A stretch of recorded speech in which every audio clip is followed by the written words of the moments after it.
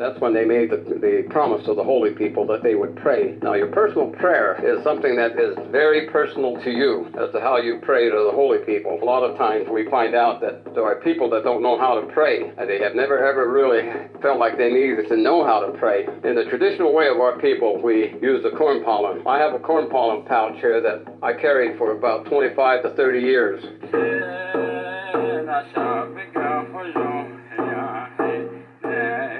In the traditional teaching of our Dene, one of the things that we're always encouraged is to that is to say that we as Dene, we must always be able to pray. And so prayer is a teaching that has a lot of history. And the actual beginning of the history is the language. Sad is the meaning of the words. Is to say the language or the words in that we are allowed to use as surface people or as the net. The story begins actually with the holy people using that sacred language to organize all things in the heavens and on the surface of Mother Earth, and even the organizing of Mother Earth. The word and that it's applied to the making and the organizing of Mother Earth is Nasahataliya. That means to say that the vegetation and everything was organized. In our language, we never ever have a word that says create, because you cannot create something out of nothing as far as the neh and the teachings and that we've been given. And so it is that the word hataliyah is very important. And so when the holy people were organizing Mother Earth and all things, they had words and the phrases and that all of the things that they were organizing would respond to. And so it was a sacred language with great power. And after the organizing Mother Earth was completed, they allowed their children that would occupy the surface of Mother Earth to continue to use the language. And they would speak with their children and instruct their children, the five-fingered being. And so the language remained on the surface of Mother Earth for a period of time. But then the children began to abuse and pervert the way that they were using the language. And they were moving parts of Mother Earth to go here, to do this and to do that. And they were putting gouges into Mother Earth and making mountains and so on. And just really having a lot of fun with the powers of the words and that they were allowed to use. So the holy people observed them for a while, and they said, we have to take that language away from them. Well, that was sort of the understanding that everyone that was on the surface of Mother Earth understood, that the holy people were going to take the language away from everyone. But there was one group of the children who called themselves Dene.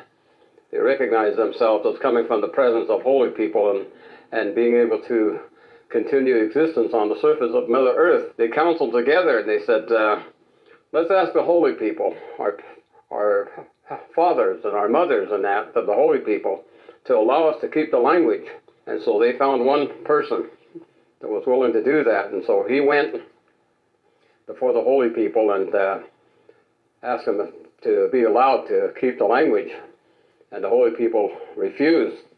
They said, we cannot allow that. And so he went back to the group and told them what the holy people had said. And so they counseled together again, and they sent him again to beg the holy people to allow the group of the Neh to continue using the language and to keeping the language on the surface of Mother Earth. And the second time he went, again he was refused. And so he went a third time after they counseled together, and again he was refused to keep the language. And finally they counseled longer, and they said, let's make some promises to the holy people. Let's make some real serious promises to the use of the language, that we will not abuse the language, that we will not misuse the language, and that we'll use it only for sacred purposes and to raise our families.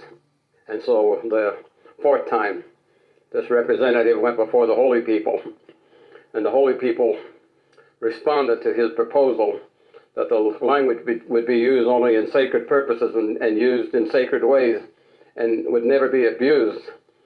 And also the other thing is that they wanted to learn how to have all of the Neh being able to communicate with the holy people. And so the way that they said that you will communicate with us then hereafter is through what would be considered Todazin being Hadatze.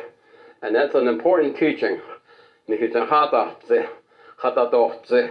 is a word that we use, and so much that in the world today, among the word Hatzi, that is an important word. It is a very sacred word in the way that it should be used. I see them using it at chapter meetings, and they say Hatzi, and then they think that they are saying, give me permission to speak. That's not the correct way to say the word and to use the word.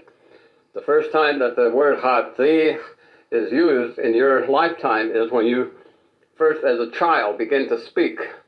Hatzi is the word that they give.